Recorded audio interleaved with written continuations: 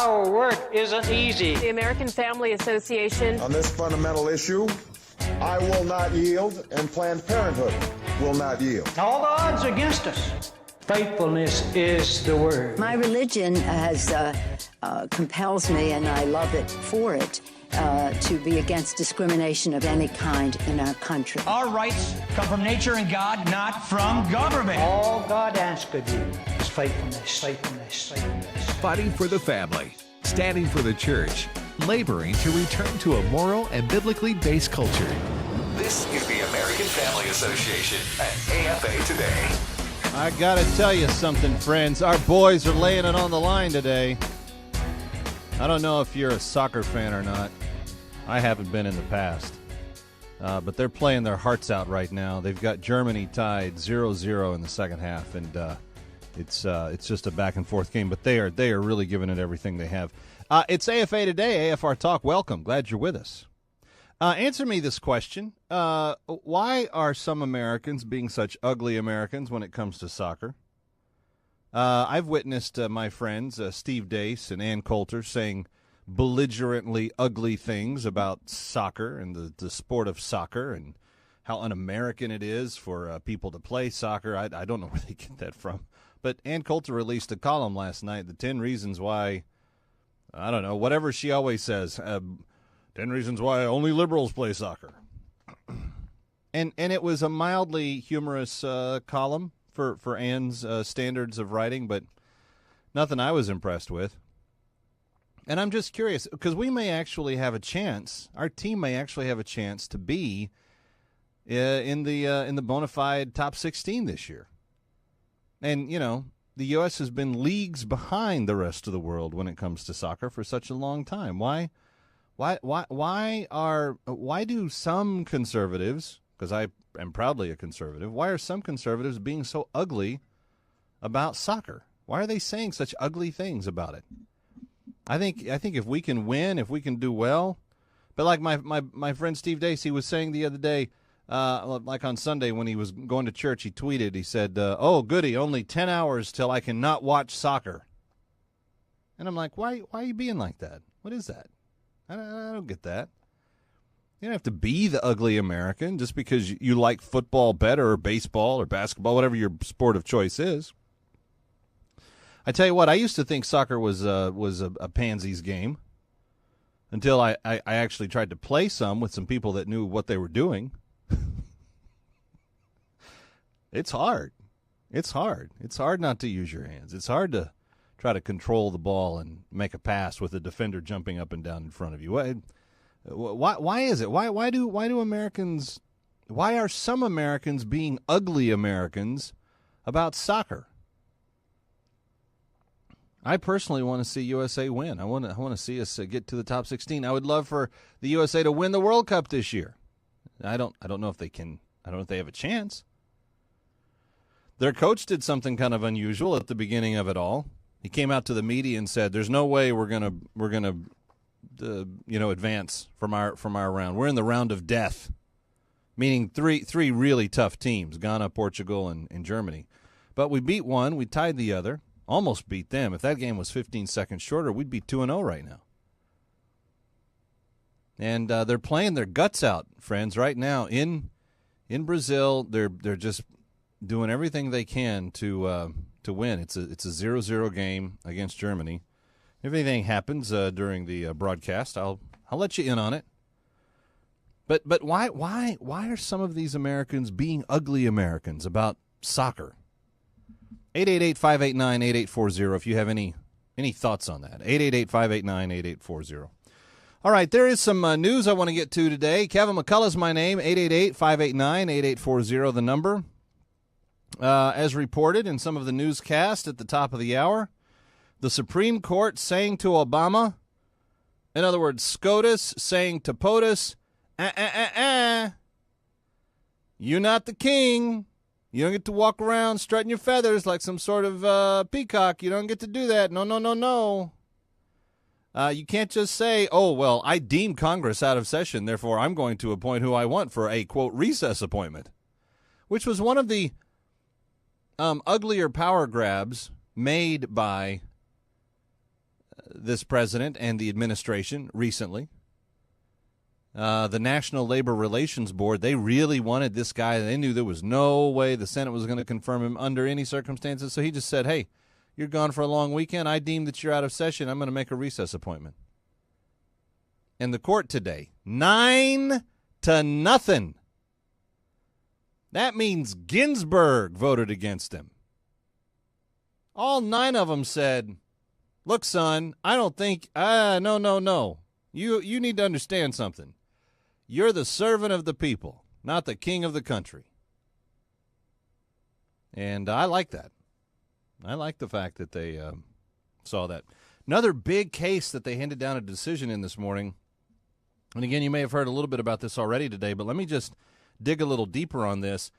Planned Parenthood had brought a suit against pro-life protesters, basically saying, we think that there should be a buffer zone outside of our clinics, and the protesters said no, and it went to court, and it's worked its way all the way through the system, and the Supreme Court weighed in on it, and they said no. You can't have a buffer zone of 35 feet on a public sidewalk away from the entrance of your building. If it's a public sidewalk, it's a public sidewalk. Now, while that may look like a technical win on its surface, my friend Ed Morrissey over at Hot Air is a little more discerning, and he said, look at this decision carefully. They're claiming that the act is not content-based. In other words, they're claiming content neutrality, but they are also saying in this very limited decision that they're not giving permission for protesters to necessarily handle literature or engage in anything other than just protest within that 35-foot zone. So while the buffer zone has technically been struck down, it does not appear that this is a pure win for pro-life people, and that they will, in fact, probably have to decide later in a more narrow in other narrowly tailored cases as to whether or not you can you can be within the buffer zones, hand out literature, and do the types of things that some of the sidewalk counselors actually do. What they were actually saying was that that's not necessarily protected. That protesting and being in the buffer zone is allowed. This is not necessarily that. So there you go. The two big Supreme Court cases that were coming down today. There was a federal appeals court case that was pretty big yesterday, and I don't know if you saw this. The federal appeals court in, where is this? In Denver, voted 2-1 to say that states cannot deprive people of the fundamental right to marry simply because they choose a partner of the same sex. That's the 10th U.S. Circuit Court of Appeals, and this ruling now means in Colorado, Kansas, New Mexico, Oklahoma, Utah, Wyoming, you cannot have traditional marriage affirmation laws. Basically. This is a big decision. They also, immediately after making the decision, said, we're going to put this decision on hold. We're not going to immediately begin to enforce it, because we know that the appeals process is going to continue on. So this will likely go to the Supreme Court. But it is a pretty wide sweeping ruling that all of those states would not be allowed to pass pro-marriage laws, even if the people of those states desired them. So that's another story I wanted to get to. And then let's see. Oh, this one was kind of interesting.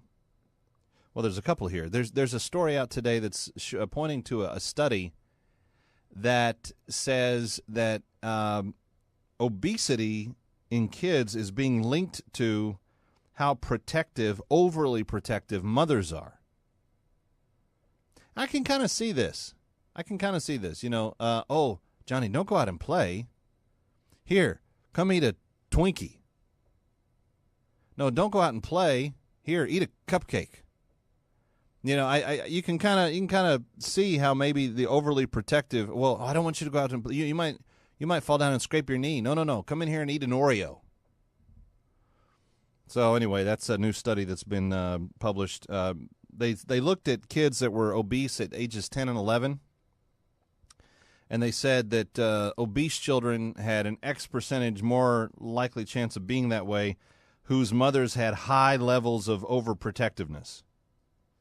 And mothers that showed more average levels had kids.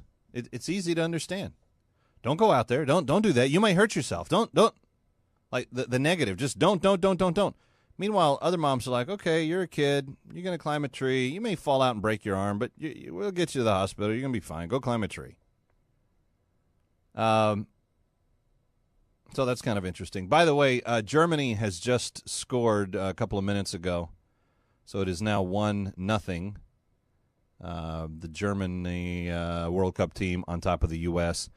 There's a lot of articles that have just been published online in the last hour talking about how much of the U.S. is grinding to a halt right now because the game is on in the middle of the day. Ann Coulter said in her column last night that the average NFL game gets about 20 million viewers, and everybody was talking about what a big deal it was that the very first USA game in which they beat Ghana, there were 15 million viewers nationally. Here in New York, some elected officials are trying to ratchet that up. So the governor mandated that all government workers get their normal lunch hour, but they get an additional lunch hour to watch the soccer game, wherever they want to watch the soccer game from. So you've got 2 hours if you're a city or state employee in New York today to take this in. And I don't know. I mean, again, my phone lines are open. Nobody's taking the bait, but why do we have to be ugly about this? Can't we just say that soccer is a very difficult sport, and if we perform well in it, then we should support our team and cheer them on to victory and USA, USA, USA all the way? I don't know. I was a little taken aback by some of the things I was reading the last couple of days. I think our boys, if they're out there playing hard and they win, I think we should be all in for them. I don't think there should be a shadow of a doubt that Americans, even if we don't understand soccer, even if we'd rather see 300-pound oafs beating on each other for 25 seconds at a time and then asking for oxygen when they have to play again in another 45 seconds. Which is kind of what American football is, right? We got these 300-pound hulks, and they play really, really hard for like 20 seconds at a time.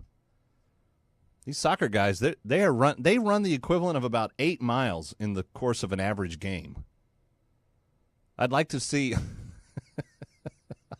the fridge, William Perry, the refrigerator. I'd like to have seen him run 8 miles in 90 minutes and see if he was still standing at the end of it all. 888-589-8840. I got another story I want to get to. It's much more serious than these, but I'll take some of your soccer calls here. Let's talk to Craig in Louisiana. Hey, Craig, welcome. Hey, Jeff, how's it going? Good. Yeah, is it possible that soccer's not as popular in the United States because it didn't originate here?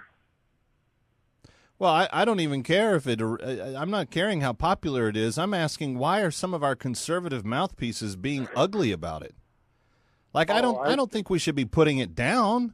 Our boys are out there. They're working hard to try to bring home the gold. I don't know if they get the gold in the World Cup. See, I don't know anything about it, so I'm not being ugly. I'm just I'm the ignorant American. I'm not the ugly American. Oh, well, I must have missed something because I didn't know anybody was actually talking bad about soccer. Why would they do that? Yeah, no, Ann Coulter, her syndicated piece last night, 10 reasons why soccer watching is the most hated thing in America, or something along those lines. It was really, I don't know, it was kind of, I don't know, I thought it was kind of trailer park to me, but I could be wrong. I'll take a couple more of your calls before we're done on that. And then I want to get into this story that comes to us from Pennsylvania today.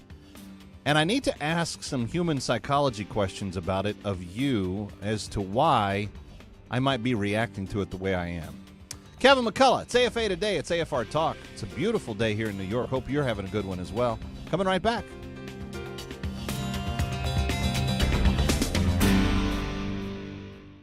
Hi, this is